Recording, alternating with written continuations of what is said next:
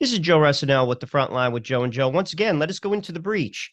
A new Georgian poll came out saying 0% of the African American population had problems voting. That was a lie from the very beginning. The only reason why they say the voting laws, particularly around people who are against the mail-in ballot harvesting, using paper ballots at the polling place, having a police officer in the polling place, is because they want illegal immigrants to vote, because you don't have to show valid ID. That's why. It has nothing to do with African Americans. Like I said, a poll just came out in Georgia. 0% of African Americans said that they had a problem voting. That goes against the narrative of Stacey Abrams and the radical left.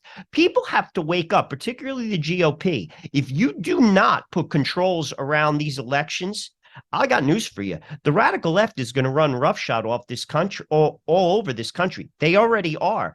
And many of the GOP establishment are in lockstep with them. Open your eyes. It's all about election integrity. You have to put controls around the elections. If you don't, to be honest with you, the elections mean nothing. And this country is no longer a country of the people.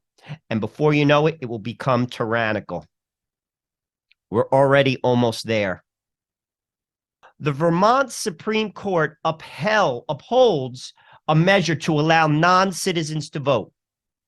At least they're being forthright about it. This is exactly why the border has been opened by the Biden administration. This is the game plan. And the GOP, many of them, are not protesting it. At least Vermont is being forthright about it.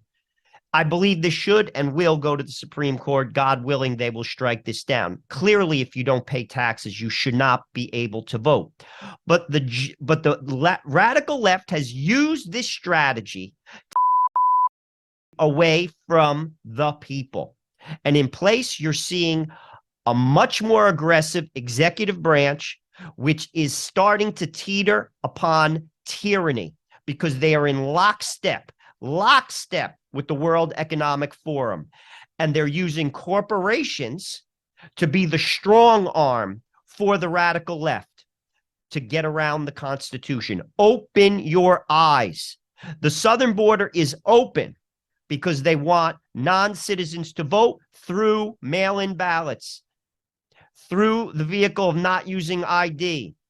That is how they're going to take this country away and are taking this country away. It's happening now in plain sight in Vermont. Once again, the Vermont Supreme Court upholds the measure to allow non-citizens to vote.